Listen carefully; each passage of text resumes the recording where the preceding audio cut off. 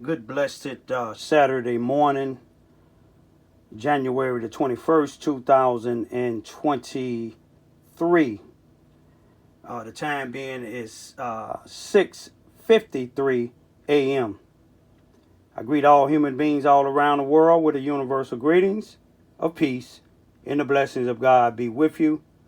It doesn't matter what your political, philosophical, personal, nor your religious beliefs may be. Doesn't matter whether you're the richest to the poorest person on the face of this earth. It doesn't matter if you're the proclaimed weakest person on the face of this earth. It doesn't matter even if you my family, friends, nor my proclaimed enemies. It doesn't matter whether you like me, anything I put on social internet, or anything I say or do. That's your prerogative. You have that right. You have several constitutional rights to speak, protest, and do as you please, long as it's not in a violent manner. Today, what I want to talk about again, number one, justice for my son, Brian Lamont Johns, who was found hung in Carbondale, Illinois, on Friday, March the 19th, 2021, approximately 673 days ago, in the 400 block of North Oakland Street in the Gaslight Apartments. That's GASGITE Apartments. But anyway, what I want to show you something about the NAACP again. What they really stand for today. I'm talking about the national chapter down to the local. You remember the national chapter has a national president, which is Derek Johnson. I believe they is in Baltimore, Maryland, or Washington, D.C. They moved to one or to the other. They also have 2+ million members. That's right. I'm not exaggerating. 2+ million members. They have 50 state conference presidents. The state conference presidents is one for each state. We have 50 states here in the United States, and there's a state conference president in each state. Like you have 2 senators for each state, which you have 100 senators, but each state conference president runs the whole state of whatever state that they're the state conference president in.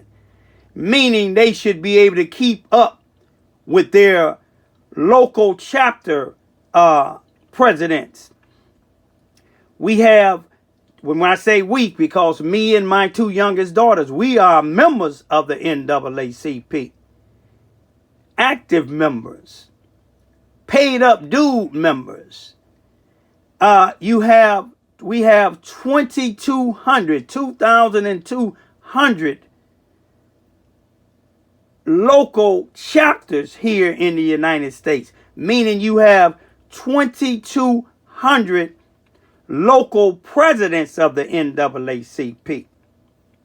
But I want you to focus on this thing here. I was last year, I was at a banquet, October the 23rd, 2022, in Carbondale, Illinois, at a Carbondale Branch NAACP 45th Freedom Fund Banquet.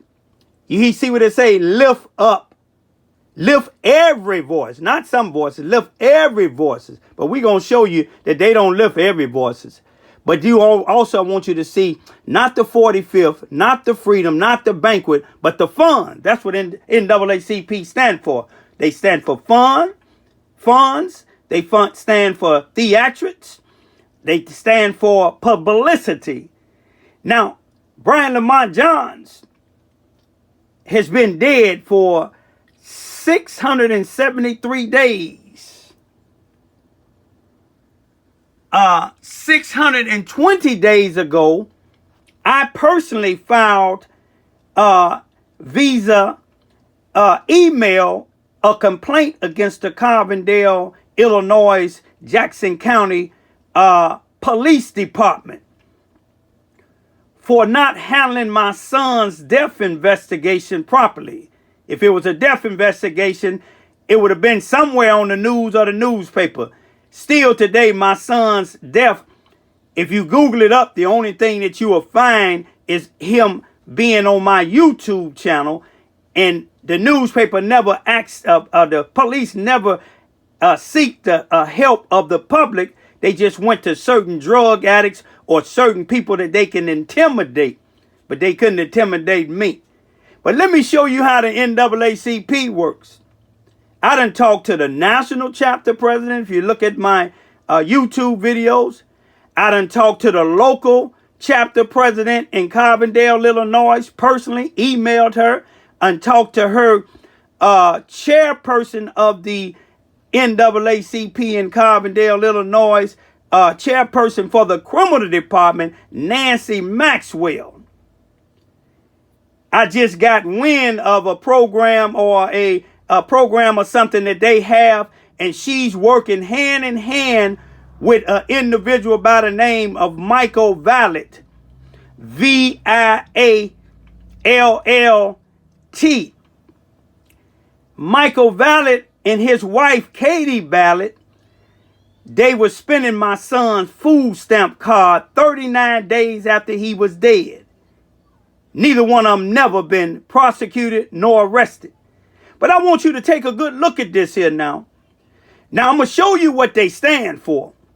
I told somebody earlier that when the two white paramedics, male and female, killed this individual by the name of Earl Moore Jr. in Springfield, Illinois, I believe it was December the 22nd, 2022, I told him Benjamin Crump would get the case, which he do have it, and the Illinois State Conference President Teresa Haley would be involved. And you look at my YouTube video, she's involved. I spoke to her about my son's death. She never got on the news, but she got on the news now. They even got pictures with her hugging up with the mother of Earl Moore Jr. While the mother is crying, Teresa is hugged up with him. Benjamin Crump had a news conference, not just in front of the Springfield, Illinois courtroom where the paramedics killed Earl Moore Jr. But guess where else they had a conference at? With Teresa Haley, the president of the state conference president of the state of Illinois in Springfield, Illinois, where she stayed. They had it at the NAACP's headquarters. You know why? It ain't because the paramedics killed them. It's because it's money. You see, a lawsuit, and this is nothing against the family. But you see, I know Teresa Haley. I know Benjamin Crump. I know they're not civil rights activists. You see what I'm saying? And you will see why I say they're not civil rights activists. You see, Benjamin Crump, that's what he went to school for, to do lawsuits. Teresa Haley, I believe she took oaths to become the president of the national conference president of the state of Illinois. She's supposed to be fighting for freedom, justice, and equality. But I'm going to show you where Derrick Johnson, the national president, he sent a letter up to Cook County, Illinois, to a judge that was a fair judge because he was white, and he sentenced Jesse Smolik to 150 days in jail, which he didn't even do that. Derrick Johnson sent a letter up there asking them to have leniency on this man, and this man committed a crime. That's just like President Biden in Kamala Harris, Vice President of the United States, had the wife of Brittany Griner at the White House speaking before and after she was released, but she committed a crime. But let me show you something, and let me show you something of some real civil rights leaders. Let's start with Robert Kennedy, John F. Kennedy's brother. Now, he was a real civil rights leader. He was a white man that wasn't scared of white or blacks.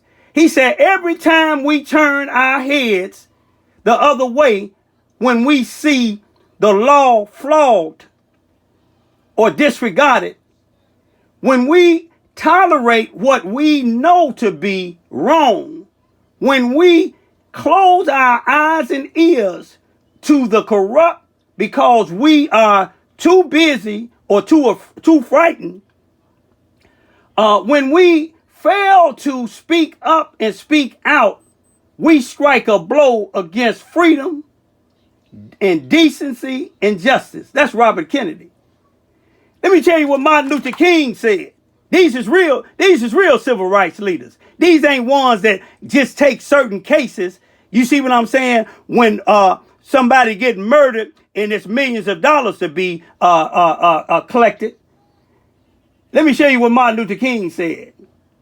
He said, injustice anywhere is a threat to justice everywhere. And let me tell you something else. See, I know Teresa Haley, Benjamin Crump, Derrick Johnson, a lot of these fake actors or activists, they don't like what I say, but this is what Martin Luther King says. To get some enemies, you don't need to declare war. Just say what you think. I'm saying well, not only what I think, but I know. Y'all take a look at these here and tell me why they didn't do any investigation to my son, and then me filing a complaint with the NAACP 620 days ago, and they yet to respond to my complaint to tell me that they did they looked into it and they didn't see no merit in it. They ain't did nothing. When I first filed it, May the 11th, 2021, it took a month and they didn't respond. And me and another NAACP member sent an email to the Carbondale, Illinois email, NAACP chapter email to the president of the Carbondale, Illinois, NAACP president, Linda Flowers. We sent to her personal email, and to Nancy Maxwell, which is the NAACP in Carbondale, Illinois, chairperson for the criminal department, y'all. She said she used to be a police. But none of them spoke up about my son. You see what I'm saying? But one thing about it, God see and other people see, other law enforcement officials is watching. But I want y'all to watch real good. But watch with me and my two daughters while we pray that God bring us justice. But you just take a look at these here. This judge sentenced a criminal to 150 days, but the NAACP had enough time to send a letter up there to the national president, y'all. Say have lenience on this man when this man did the same thing some white people used to do. It said that a black man done raped him or robbed him, and then end up, it didn't even happen. This man did the same thing, but by him being black, by him being a millionaire, and watch all the millionaires that the NAACP honor. Watch the NAACP awards, 22, 23 awards, who they gave it to, millionaires. Come all the way from England, millionaires. Peace be still. The man who made a mark by judging Jussie is one of Cook County's longest-serving jurists. James Lynn is what's known as an associate judge. He sits in a courtroom at 26th in California. He hears criminal cases, and he is elected, but not by the people. The voters who elect associate judges in Cook County are other judges. Wheels of justice turn slowly, and sometimes the hammer of justice has to fall. When Judge Lynn hammered Jussie Smollett with jail time, it was just a quirk of the courthouse selection process that Lynn was holding the hammer at all. The first judge picked at random in 2020 was out ill. So was the second. Lynn happened to be healthy that day. When he sentenced Smollett for lying about having faked a hate crime, Lynn discounted Smollett's good works. You have another side of you that is profoundly arrogant and selfish and narcissistic. I think he did what judges should do. You basically knew what his thoughts were. He explained, what he thought about the case and his reasoning for the particular sentence that he chose. And he followed the law. Dan Lockello became a Cook County judge about the same time as Lynn and is now retired. To me, I always thought that sentencing was the toughest part of the job, because when you're a judge and you sentence somebody, you not only affect that individual, but you also affect members of his family.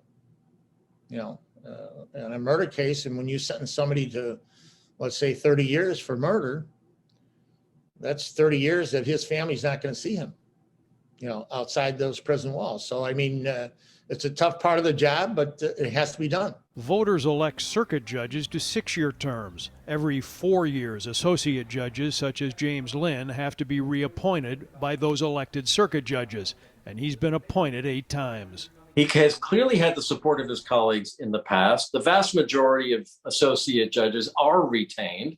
And also, the decision is made by circuit court judges on a secret ballot. So how any individual circuit judge has voted whether to retain him or not will not publicly be known.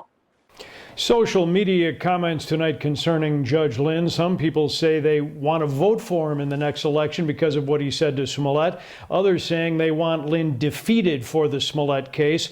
Lynn's current term ends in 2023, and if he stands for reappointment, as we said, it will be by other judges, not by the public. And about half of all criminal court judges in Cook County are selected this way in a blind vote by other judges. Stand up. All right, Earl, this is getting a little silly, man. Here you go.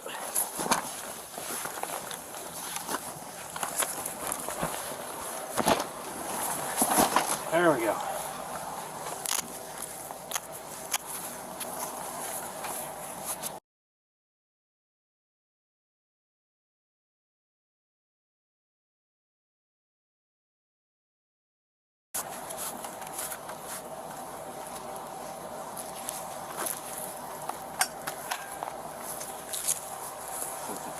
These are healthcare responders, and you would think if anybody is going to be focused on their first objective being to try to make sure that his health is stable, you would think that would be healthcare professionals. The reason it's so shocking is because they offer Earl no consideration. From the moment they get there, it's like it's a hostile encounter. And it's not like Earl is threatening them or making them feel in fear. He is down there screaming out for help.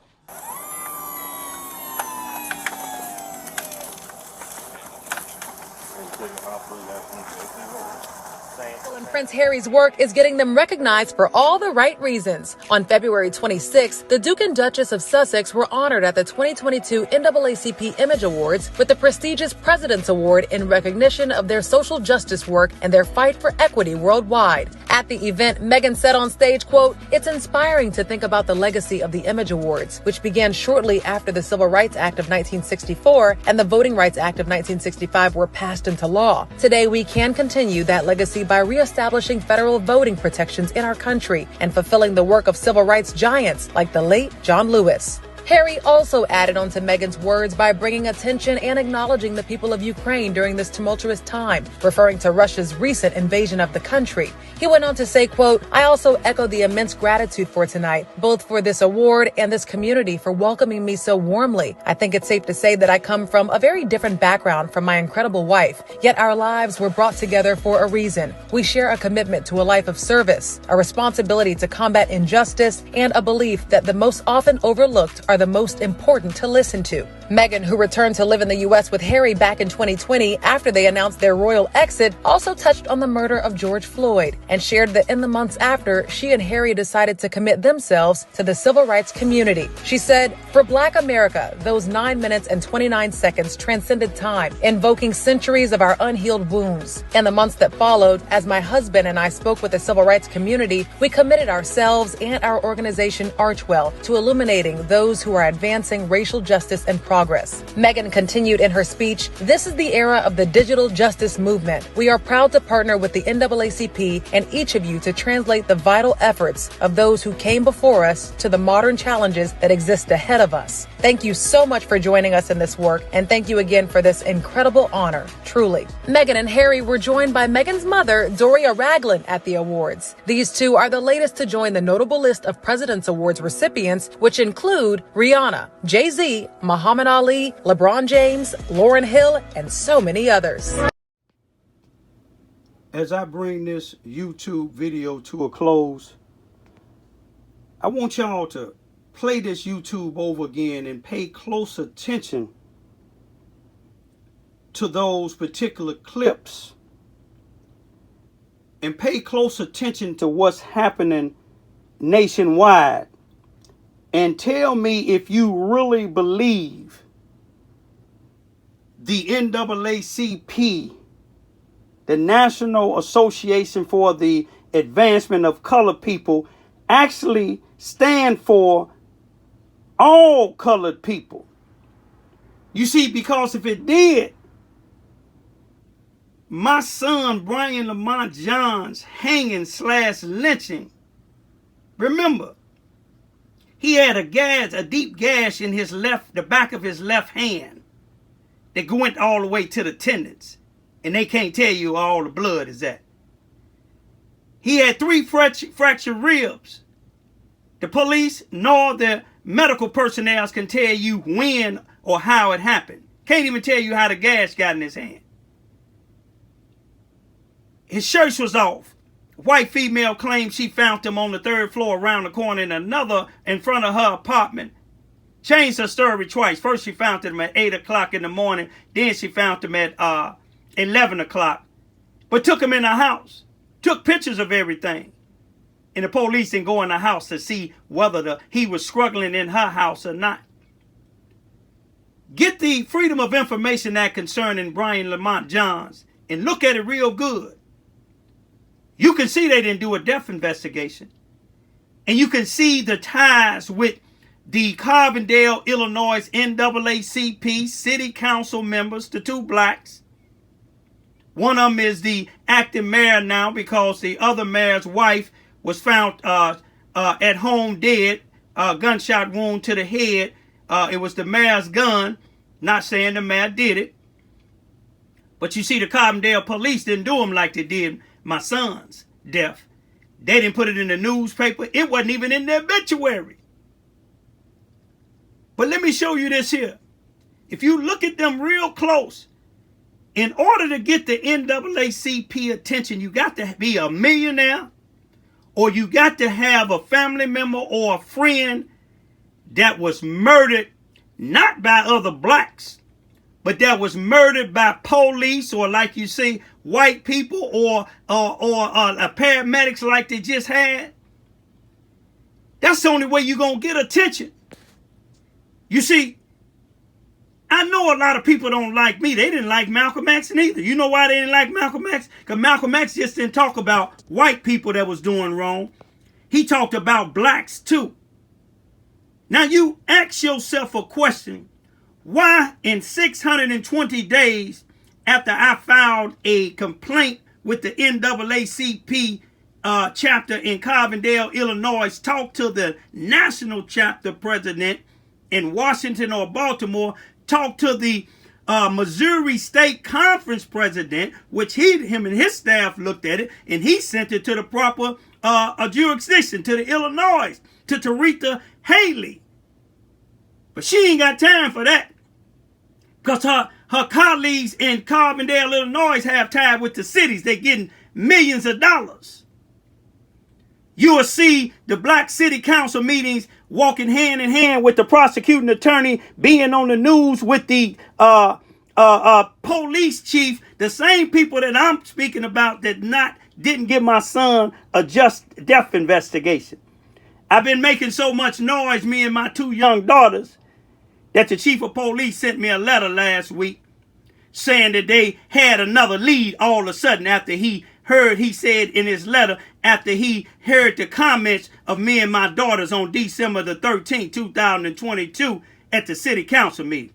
He didn't hear it from the black city council members. See, I walked hand in hand with both of them black city council members.